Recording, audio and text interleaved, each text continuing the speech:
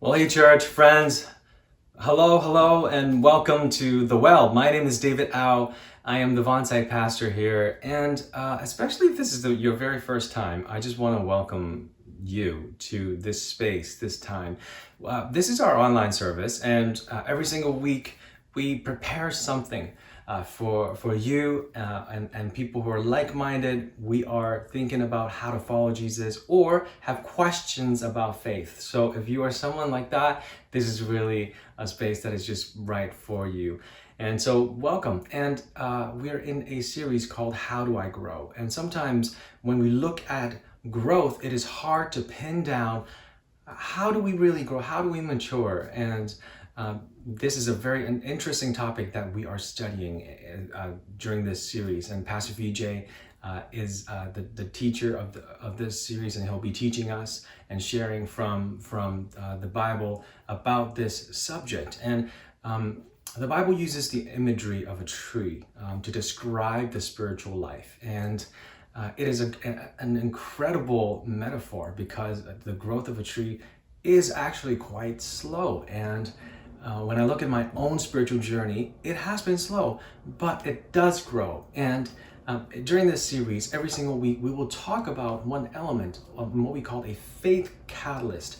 One catalyst that will help you grow. And this is not just a belief, but it's a practice that you can put into your life, that you can practice together with the faith community. And so it is exciting. It is something that I hope that you will learn as much as I have and I will. And so welcome to this exploration of how do I grow. So as we begin the service, I just invite you to pause for a moment as we kind of just calm ourselves down.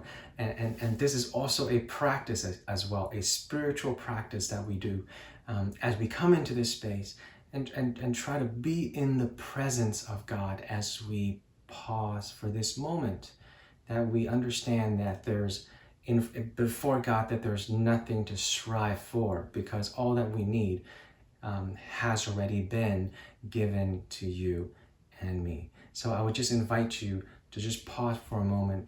It's only going to be 30 seconds, and we do this by holding our palms up like this and closing our eyes if you would like to, and just begin by slowing down your breathing.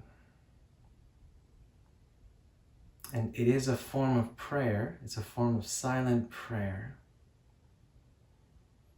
And you can just breathe in. And as you breathe out all of the anxious thoughts, your worries and concerns. And as you breathe in the presence and the Spirit of God. And know that He is with you.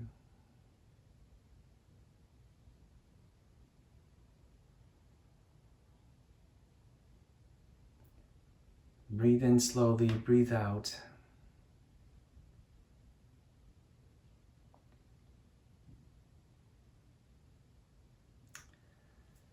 And yes, this is a simple practice, and I hope that you were able to experience just a little bit of the sweetness of the presence of God when you know that He is with you.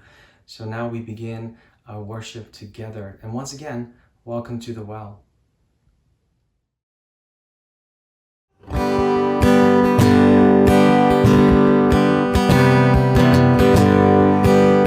Let's sing this together, friends. And I searched the world, but it couldn't fill me. Man's empty praise, the treasures of faith are never enough.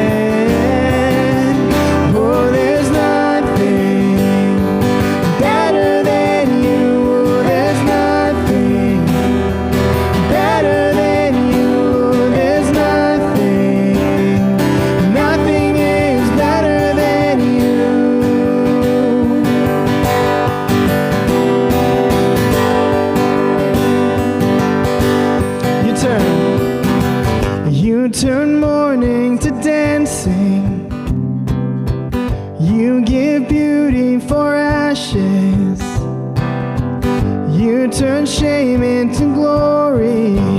You're the only one who can.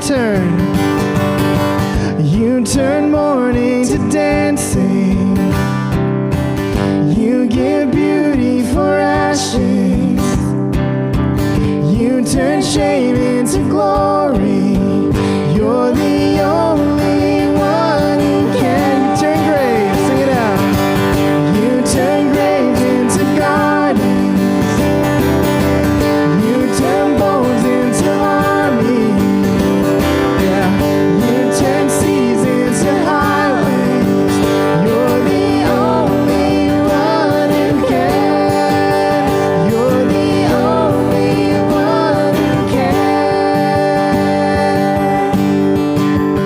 Oh, there's nothing better than you. There's nothing better than you, Lord. There's nothing.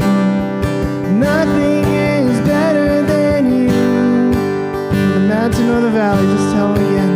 Lord, there's nothing better than you. There's nothing better than you, Lord. There's nothing.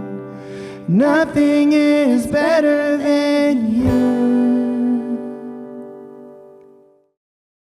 You ever have that moment where you're scrolling through the channels on your TV and you come across, you see that particular movie that's playing? Doesn't matter how many times you've seen it, but it's on rerun. It's that movie that no matter what else is going on, you're like, I think I have to watch that. Everyone has one of those movies. Now, what I'm going to tell you, for some of you, may increase your view of me. For others, it may decrease. But that movie for me is Rocky. Any of the Rocky movies, actually. I cannot help but watch it. And some of my favorite scenes are the recurring scenes in every Rocky film, and in fact, many, many films where there's this moment where he realizes that he needs to get in better shape, or he's not up to the task of the obstacle that's in front of him, or he's going to be facing the impossible. And so all of a sudden he kicks into that self-determination, training, break through all obstacles, overcoming mode. And the alarm rings at 4:30 in the morning, and the push-ups start, and the running in the streets. And of course, that famous scene in Rocky where he runs up the steps in downtown Philadelphia, which I did one day when I was downtown Philadelphia. But anyways, no video footage of that. Right? It's this moment, and not just in those films, but many films, is this the protagonist or whoever realizes, oh my gosh, what I'm facing is an impossible task, or I'm not ready for it, or I've got to break through this barrier, or I got to get to the next level. And so self-determination, grit, and personal will just kind of kick in, and that's how the person succeeds. They do it on their own. Malcolm Gladwell, the writer and researcher in his book Outliers, says that as North Americans, we are fascinated with the personal success story. The picture, the story of the person who was facing insurmountable odds, who was facing a challenge that was well beyond them, who was needing to kind of break through their circumstances, whatever, and they did it. And he said, we love those success stories, and we credit their success to their personal determination, their will, and their willingness to get it done and be able to just kind of personally drive themselves through it. But in the book, he notes through a number of research studies that this is simply a false idea, that it wasn't just their personal determination and their personal will and their ability to do it, that there were circumstances surrounding them that made it easier for them or made it possible for them to achieve what they achieved. And one thing he doesn't say, but is all throughout the research, which is something I noted when I listened to the book, but also something when I look at my own life and look at others around, it isn't just environment that people need in order to succeed. There are also the relationships that there's no such thing as a self-made person. Anyone who has achieved something significant or broken through an obstacle or overcome insurmountable odds or moved to the next level, and in whatever sphere of life, not only was there self-will and decision, but there was people around them that helped them do it. So I want to give you a moment just to think about and reflect on this, either with the people you're watching this with or people you're sitting near or whatever, or if you're on your own, just to reflect on this question. If you think about sort of a personal achievement or success, something that you did maybe in education or school or sports or in relationships or whatever you were doing, in your job, who were the people around you that helped you get there? Who were the people that were key to you actually achieving that kind of success? So take a moment and just a couple of minutes and reflect and discuss that together.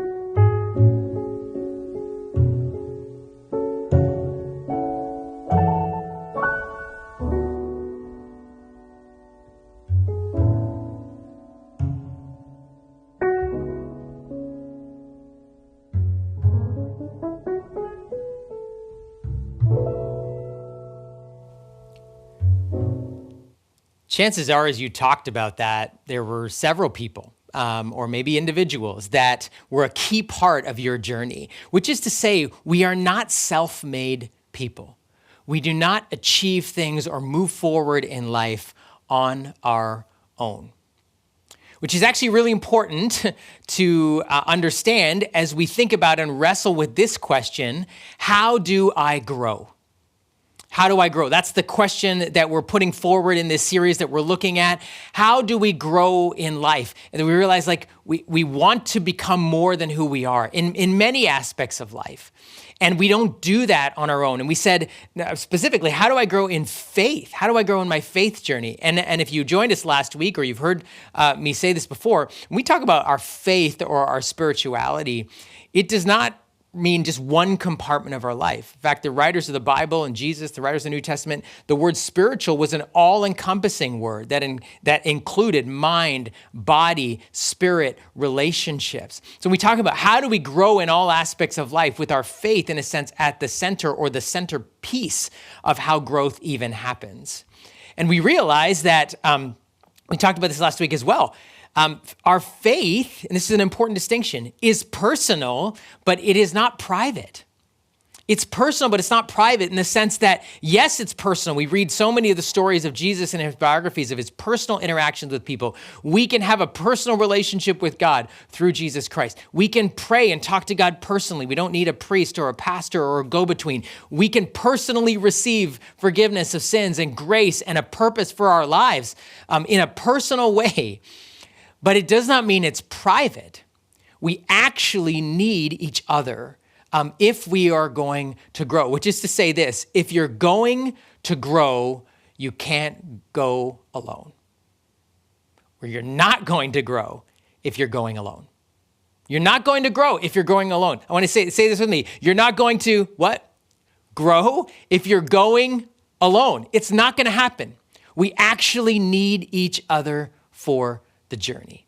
And this is a huge part of what it means to grow in our faith. Whether you're new to faith or you're exploring faith and you're saying, how do I do this? Whether you're stagnant in your faith and you feel like your faith's taken a hit in this season, or whether you're someone saying, yeah, I'm ready to grow. We need to understand you're not going to grow if you're going alone. We actually need each other.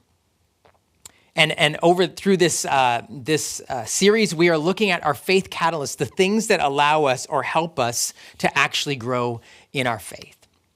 It's so fascinating, actually, if you think about it. Jesus, in his mission, we read about Jesus who came to this world and brought a new way of thinking and living and came to save us and to save this world and renew it and make it new, that one of the earliest things we see him do is to begin to form a community of people around him, the people he called his disciples, his followers. And so much of what he talked to them about was how they were going to grow together in this community. And I don't know if you've ever thought about this, but it just kind of struck me this week when I was writing. In the story of Jesus, right, he was crucified by the religious establishment and by the Roman Empire. And then 3 days later, he was raised to life. He came back to life. He came back from the dead. Now, if that was a Marvel movie, what would happen at that point is Jesus would come to his followers and say, look, they tried to kill me, but now I'm back from the dead. I am stronger than ever. And so watch me now. You thought what I did before was amazing. Watch me now. I am going to rid the world of injustice and oppression and slavery. And I'm going to overthrow the oppressive Roman government. And I'm going to change this world. And I'm going to make it all new. Watch me. Now I'm stronger than ever. But that's not actually how the Jesus story goes. You know what he does at that point after he comes back from the dead? He says, okay, my work is done here. See ya, right? He actually says to his followers, now you go. I'm leaving. And he said, even at one point, it's better if I leave. Now you go. You are now my body on the earth together. You collectively are now Jesus on the earth. Not each one of you. None of the rest of you are Jesus by yourself. But together, you are my body. You are my presence on the earth as if it was me still here. I'm going. You're staying. You're going to carry on what I started. And this is just this fascinating perspective of how we understand from the beginning. Jesus is essentially saying, you're not going to grow if you're going alone. I'm not starting this isolated movement of superstars and superheroes and people who can, by their own will and self-determination and choices, they can make it happen. You cannot. You actually need each other. And one of the like we see the 4 biographies of Jesus, but followed by the biography of the church called the Book of Acts. And early on, if you read in the Book of Acts, there's this little kind of a succinct description of what it looked like for them as the early community of followers of the way to not try to grow in their faith, to not try to do their faith life alone. And so I want you to listen as this is read for you. And this is going to provide a bit of a grid, a bit of a place for us to understand what does it mean for us to not do this thing alone? How do we actually grow together? And so have a listen.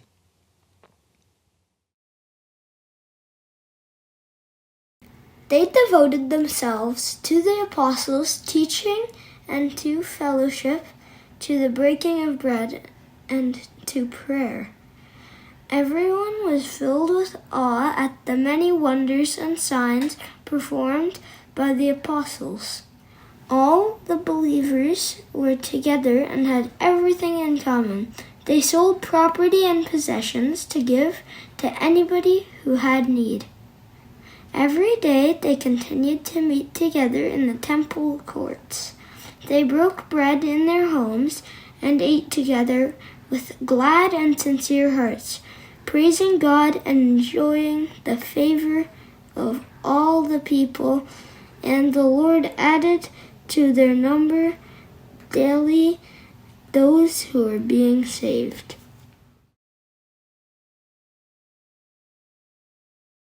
In this really brief, succinct, but kind of meaty description of how this early community of Jesus followers grew in their faith together, we see 2 group dynamics happening.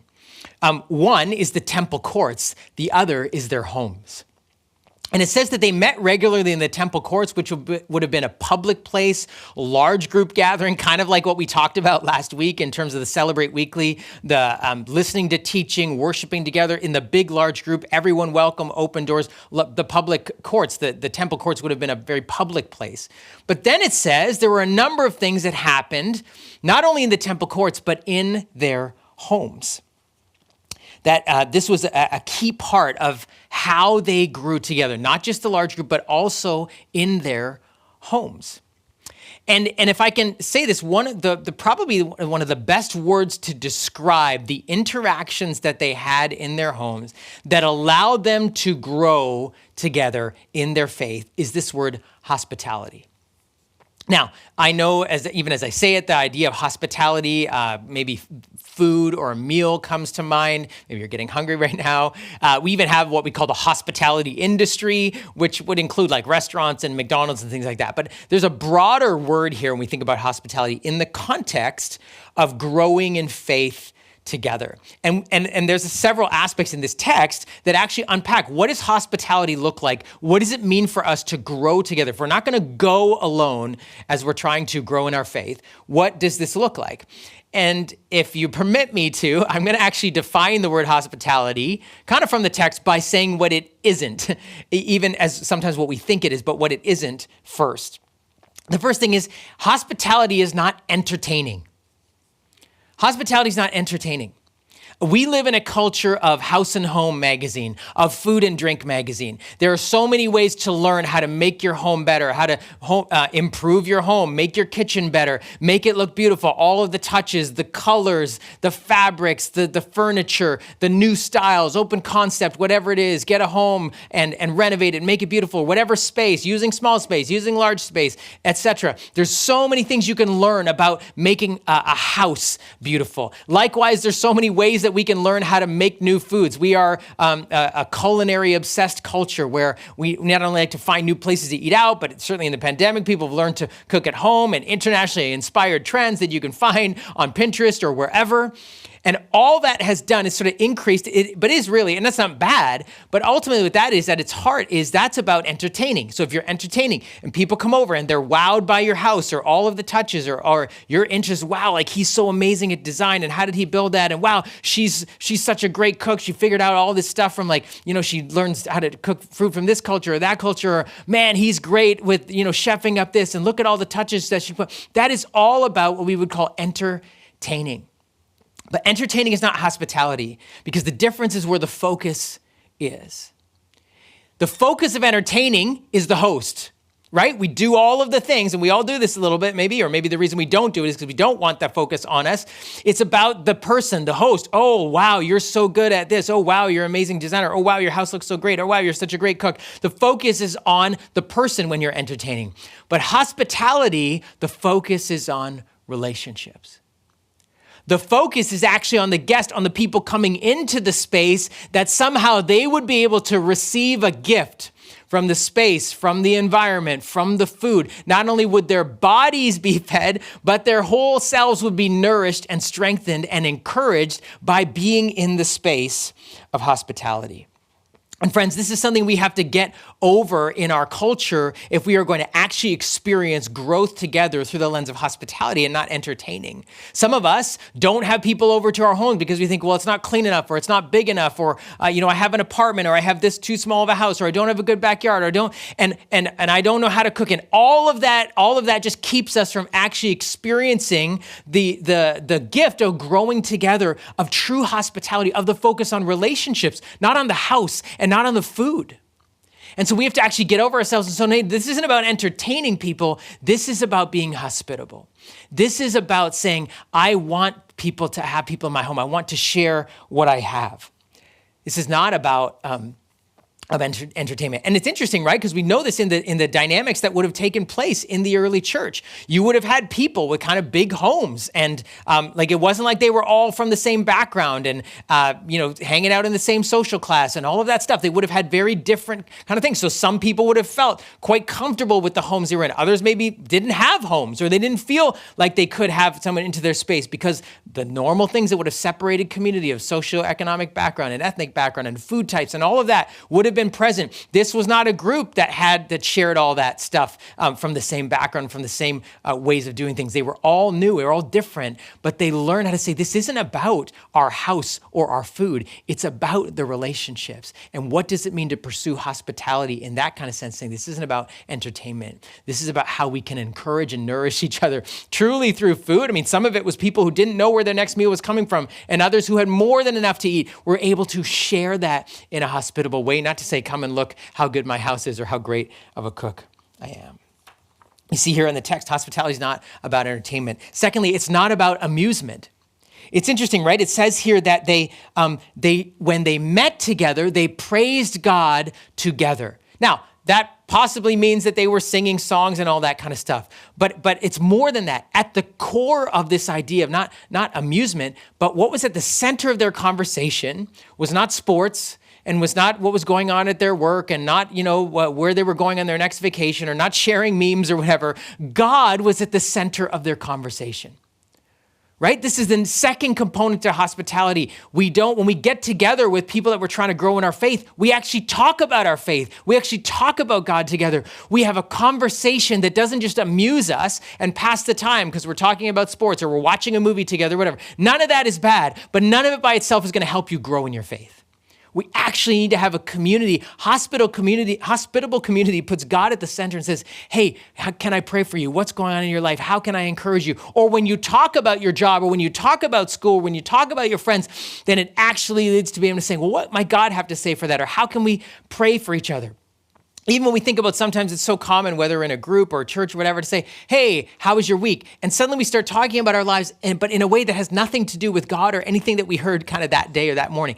This is about actually putting God at the center of our conversations because we're not just amusing ourselves and passing the time together. We're trying to grow in faith. That's the second unique mark of hospitable community. And the third one is hospitality is not affinity or agreement. Hospitality is not affinity or agreement. This is to say, these communities were not marked by the fact that they all came from the same background.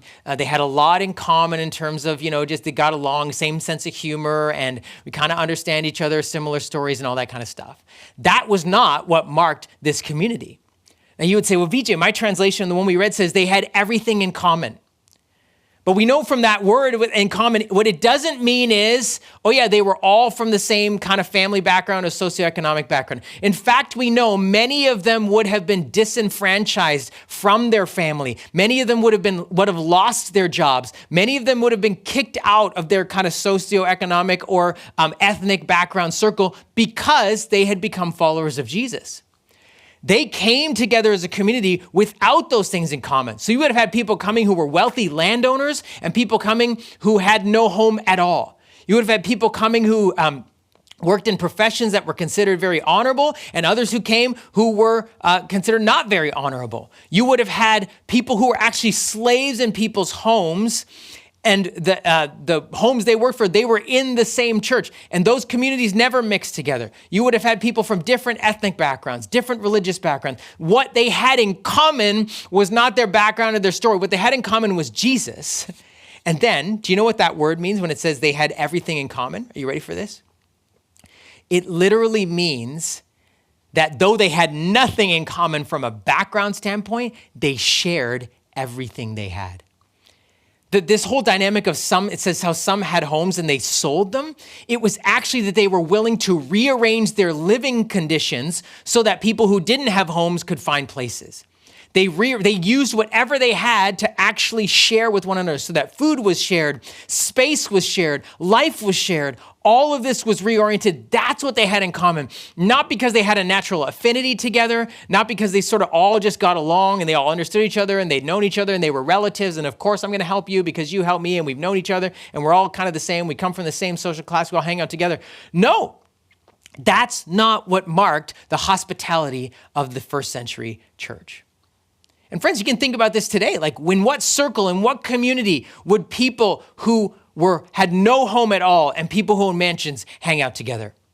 In what circle of community would people who had certain kind of high jobs that are regarded very honorable in some circles and others that are not considered honor, when would they hang out together? People from very different religious backgrounds, very different social backgrounds. Only in the church do all of these things. They don't have anything in common, but they have everything in common.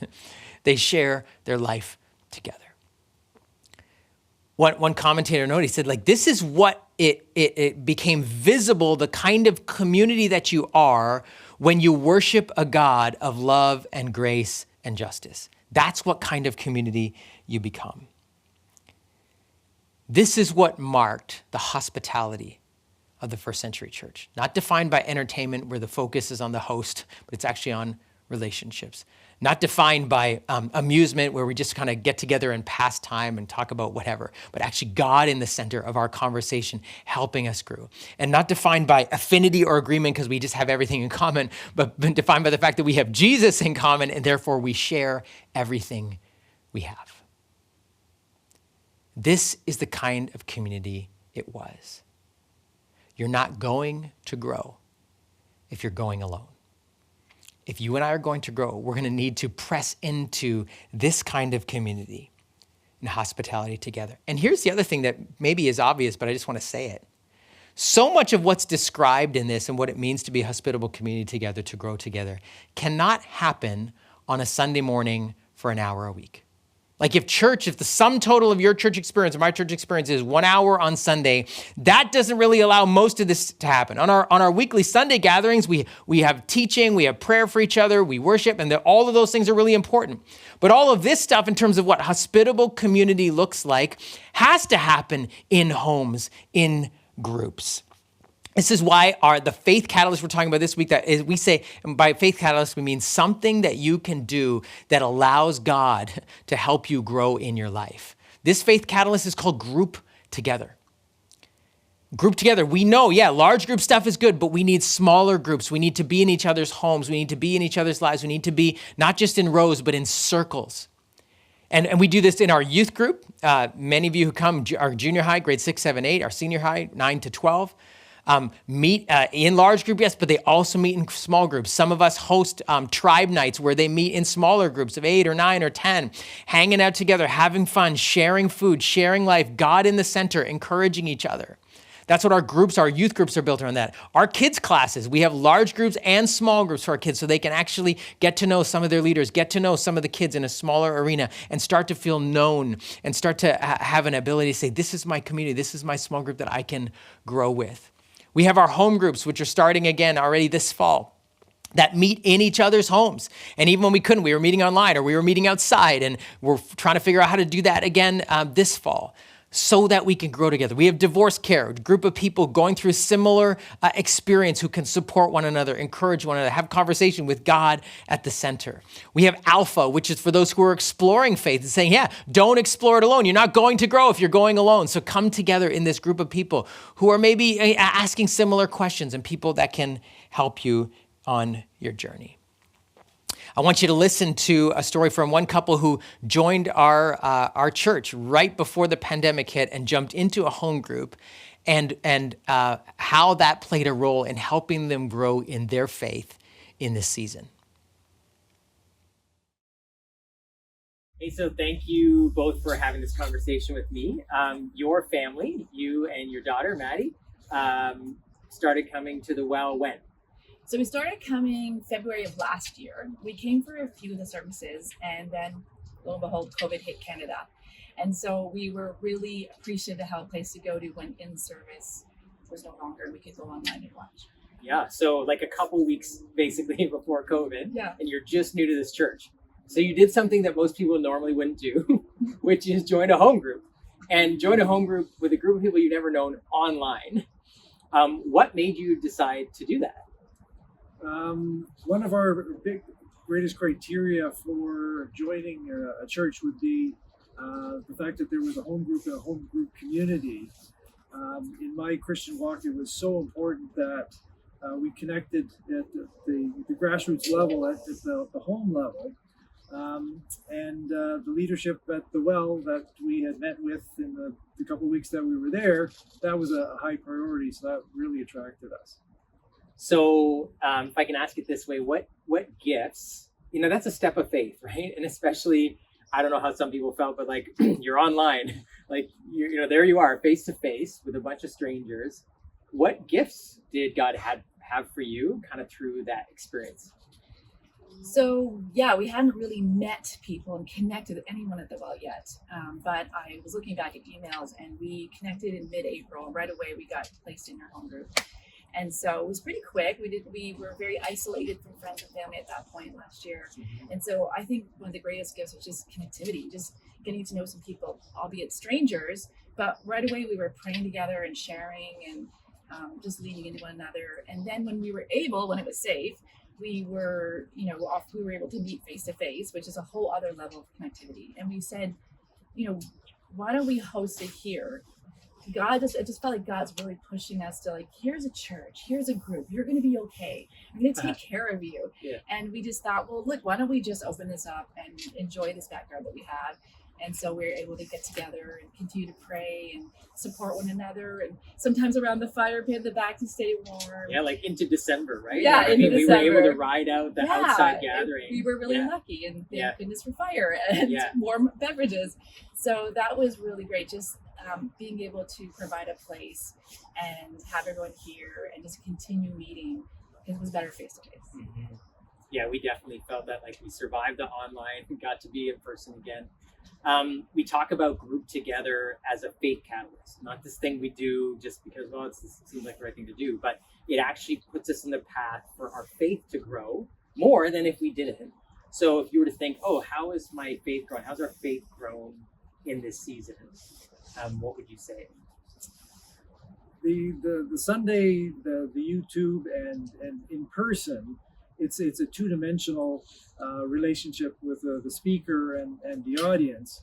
When you're in a home group, it's a three-dimensional thing. You're immersed in the conversation, in the prayer, in the sharing. You're getting closer to each other, and I think through hearing how other people are interpreting what was said and discussed, it's a catalyst for connecting us better to God, and that's been a real big upside for me through the process.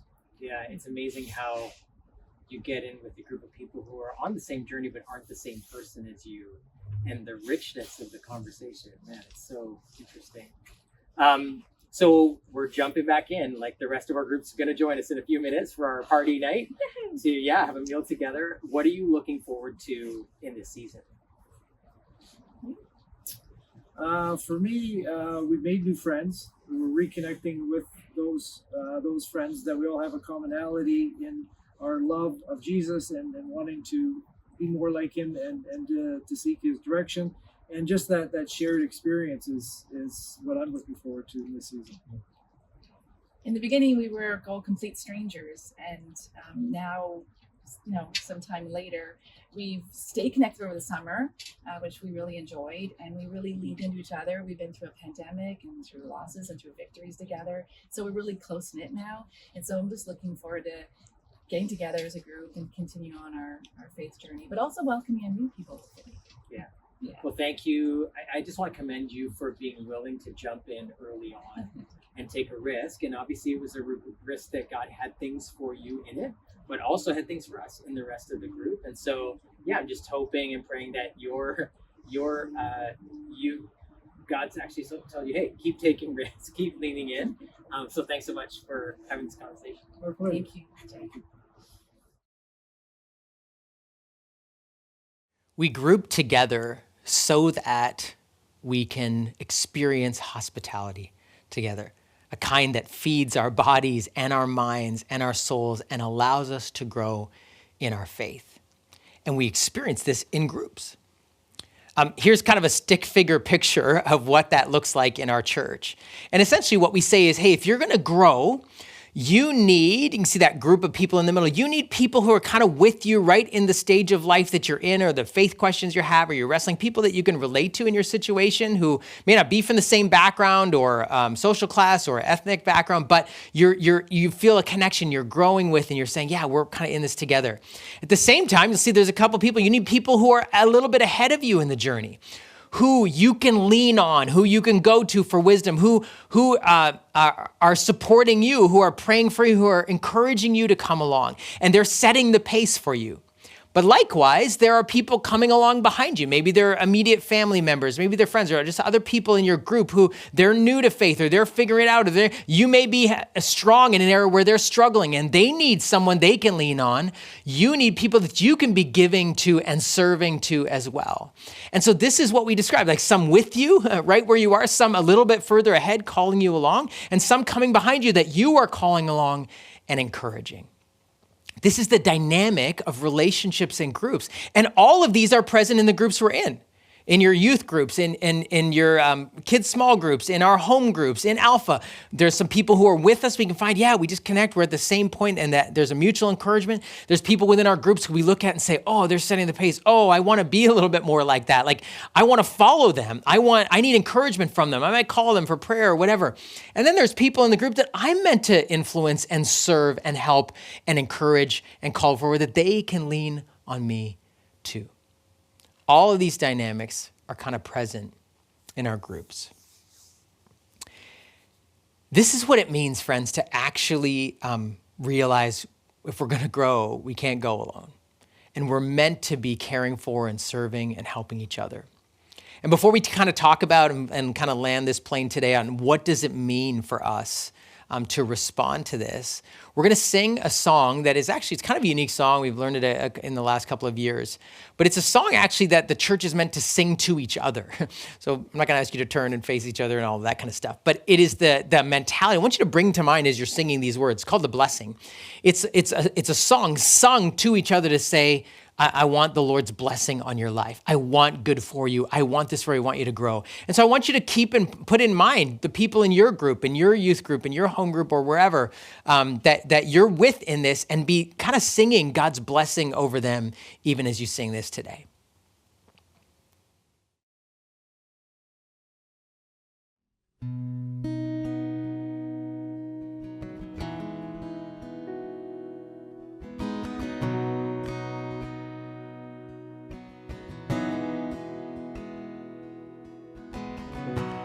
Lord bless you and keep you. Make his face shine upon you and be gracious to you. The Lord turn his face toward you and give you peace. Sing that again, church. The Lord bless. Lord bless you and keep you. Make his face shine upon you and be gracious to you. The Lord turn his face towards you and give you peace. Sing together, amen.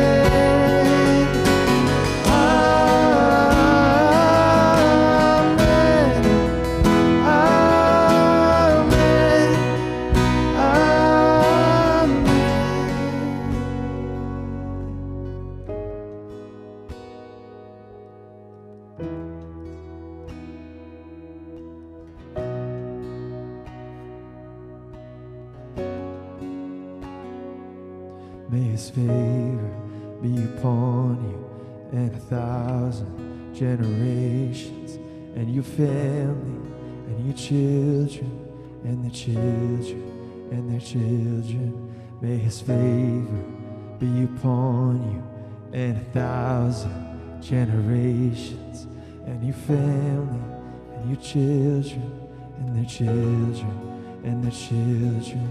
May his presence go before you and behind you and beside you, all around you, within you. He is with you, he is with you in the morning, in the evening, and you're coming and you're going, and you're weeping and rejoicing. He is for you, he is for you, he is for you, he is for you, he is for you, he is for you, he is for you, he is for you, he is for you.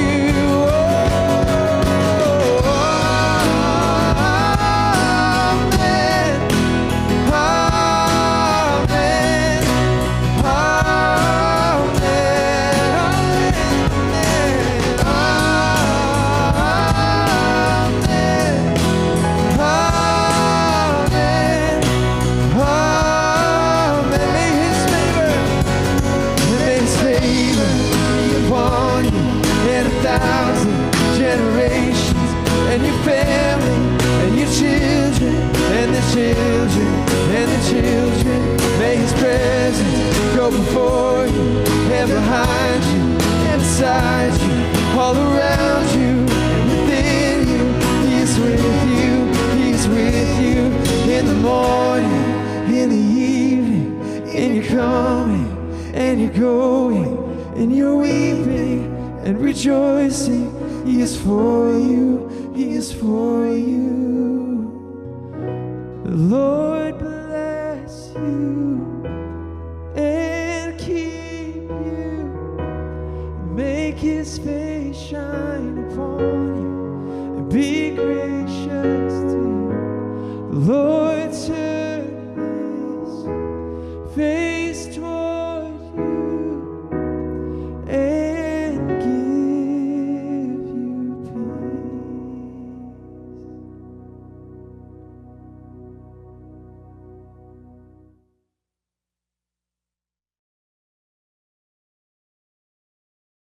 If it's true that we can't grow, we're not going to grow if we're going alone, what does that mean for us? What encouraged you in this idea of hospitality, and like meeting in homes, to both literally and figuratively open up a door this fall to let people back in? Maybe if you're new to our community, like opening up a door, to actually, to yourself to say, okay, I'll enter into this group. For others, it may be literally opening up the door to allow people back into our houses. We're allowed to meet indoors, and whether you decide you're going to do that in a backyard or a front yard or a garage or in the house or whatever, but to open up a door to let people back into your life, even physically, to be back together in these groups. So for some of you, that may be joining a home group, that may be hosting a home group again, that may be coming back to your group that you've been away from. Actually re-engaging, opening up a door. But I would say even more importantly, not just physically that door, but the door to your life. Because it's possible, if you listen to Tim and Danielle's home group story experience, maybe some of you are like, yeah, that's what mine's been. Others may say, no, it hasn't been like that. It's been tough. It's been difficult. I haven't felt like I've grown in it. It's been hard. But I want to encourage you, because some of us maybe have been there physically, but we actually haven't let anybody in. And so nobody really knows us. So this hospitality that we're meant to experience, the focus on relationships and God at the center, allowing us to really grow. We're there physically. We've walked through the door. We've invited people into our house, but this door to our hearts is actually closed. We've not actually entered in. And I want to challenge you and encourage you to say, we have to actually be willing to open that door in order to experience what true hospitality is, to begin to grow in our faith. We actually have to invite people into our journey to say, this is where I'm at. I need help here. We have to open up our hearts to say, I have something to share with you. Like, I can encourage you. We have to open up our hearts to be vulnerable enough to say, hey, you need to grow. Like, come along. This is important. We need each other to do that, not just to open up the doors physically to our homes, but literally, truly to open up our hearts and be willing to invest. Whether that's in youth groups, say, yeah, you've been there before, but no one really knows me. And it's time to actually open up the door to my heart and actually be open and let people into my life. And sometimes we say, well, no one else has let me in, but everyone's sitting in the group and no one's letting anybody in. It's never going to happen until one person goes first. So maybe that's you in your youth group or in your small group or in your home group or in Alpha, that this is a time to do that. I'm really excited because this fall in our home group, our home groups are starting a new pattern or a new liturgy in a sense. That's called the Upside Down Party. The Upside Down Party. This is going to be a 4-week rhythm every 4 weeks. We do 8-week semesters in our home groups. Up is times and evenings where we pray, where we're turning our attention to God. Side is where we're talking together and growing through study guides and talking about God and growing in our faith. Down is where we take the cue of Jesus, who washed the disciples' feet, who got down on his hands and knees to serve other people. And so those are serve nights in our home groups to find places in your community or friends that you know that need help moving or painting or somebody who needs meals cooked or something like that to serve. And then the party is the meal week. And so every 4 weeks we have a party together, we have a meal so we can actually experience good food together and enjoy each other's company and laugh and talk. The Upside Down Party is our rhythm for home groups this season.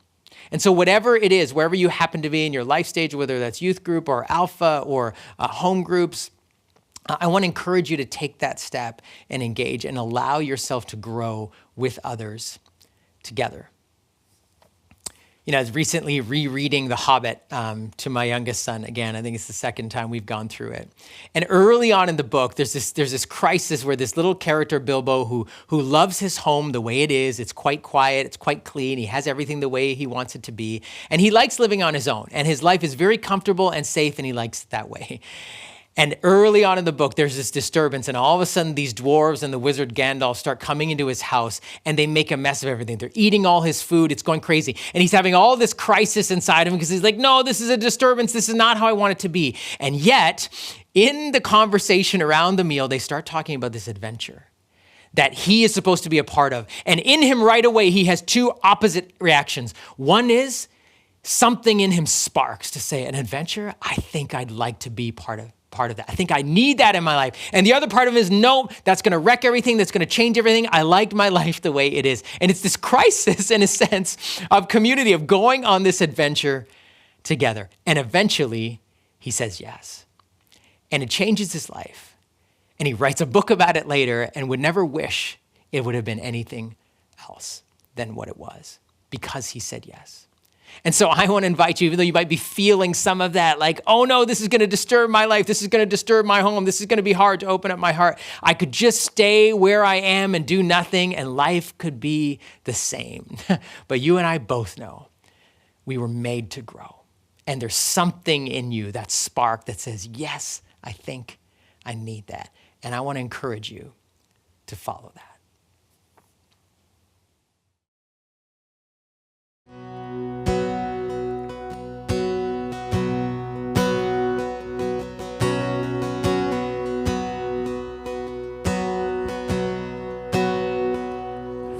The darkness, I called your name. Into darkness, your mercy came. You called me out, lifted me up. How great is your love?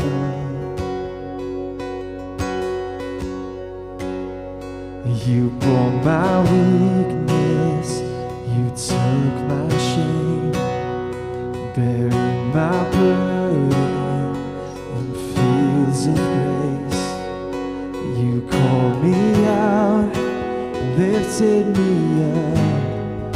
How great is your love?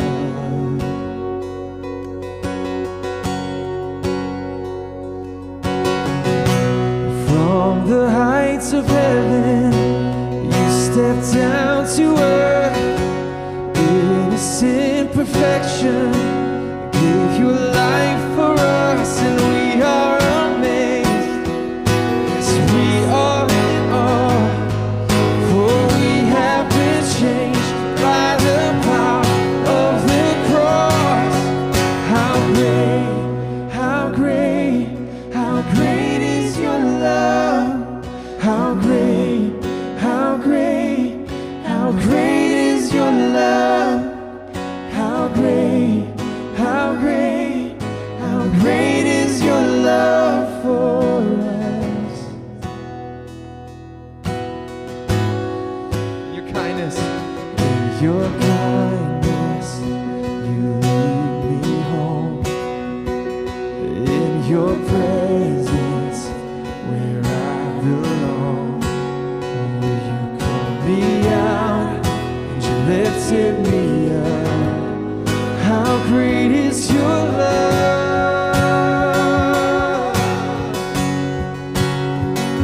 from the heights of heaven, you stepped down to earth, innocent perfection, you gave your life for us, we are amazed, yes, we stand in awe, for we have been changed by the power of the cross. How great, how great, how great is your love. How great, how great, how great is your love. How great, how great, how great is your love for us. How great is your love for us.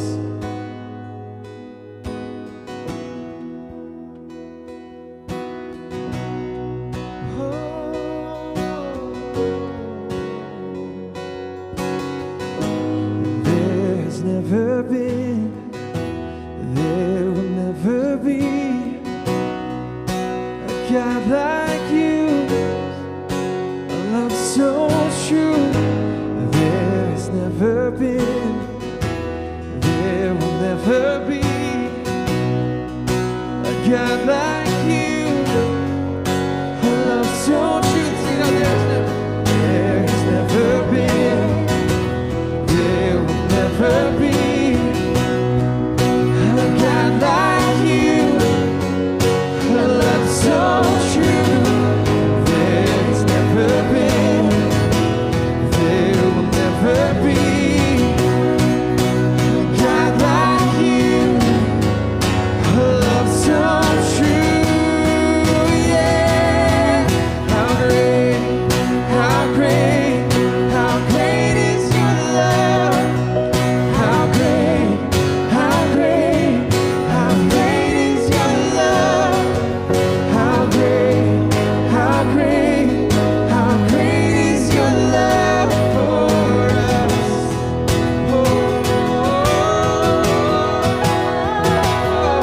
How great, how great, how great is your love. How great, how great, how great is your love. How great, how great, how great is your love for us. How great is your love for us. How great is your love for us. How great is your love for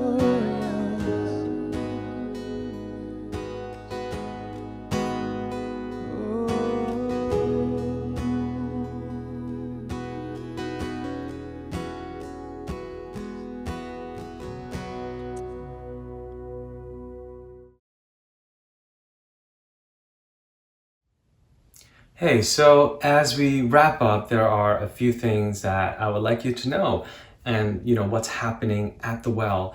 And in the month of October and November, Alpha is happening. Alpha is a time and space with a community to explore faith. And every session is a weekly session, and it's about an hour and a half where you get to watch a video message, a short video message, and there will be a small group where you can share your questions, the questions you have about faith, about Jesus.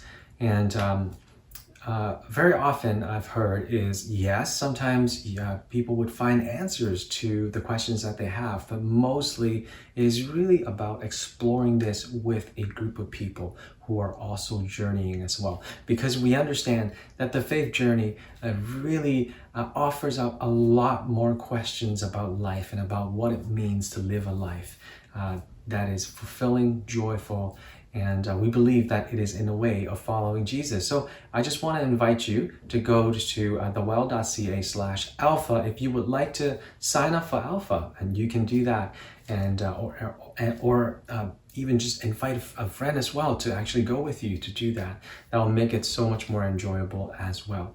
And also in the month of October and November, it's home groups. And home groups is happening, and some groups are meeting online, some groups are meeting in person, and this is across our 3 sites, Bolton, King, and Vaughan. And if you would like to find out more and sign up, go to thewell.ca/homegroups, and we'll be in touch with you. Shortly, we'll help you find a home group that is right for you. And last but not least, this is a big one, and we call this the Serve Invitational. Kind of like the Invitational, like the US Open, the Wimbledon, but it's not tennis. It's actually about serving together. Yes, this is a big topic, and we believe that growing together means that we're serving one another. And especially Pastor Vijay uses the example of having young kids actually needing counselors to help coach them, help have relationship and conversations with them. And without that, without people serving, the young ones end up missing out, something really crucial and important. And so what we put together is all of the positions and roles that are available for you to choose from based on your gifting, who you are, your personality, and all of that. We know that it is sort of an intricate mix. So we put together web pages that you can actually go online to take a look at what is available. So head on over to thewell.ca/serve, thewell.ca/serve, and select the site that you would like to serve with, and then you will be shown a group of different positions and roles that you can serve in. And this is a great thing. We really do invite you to really consider serving with us during this season, especially a season of, what shall we say, isolation. It is good to serve together. So we hope that you can take part this way. And with that really concludes our time together today. And thank you for joining us. May you be blessed by the presence of God that is so intimate and so close to you every single day, every moment. Be blessed.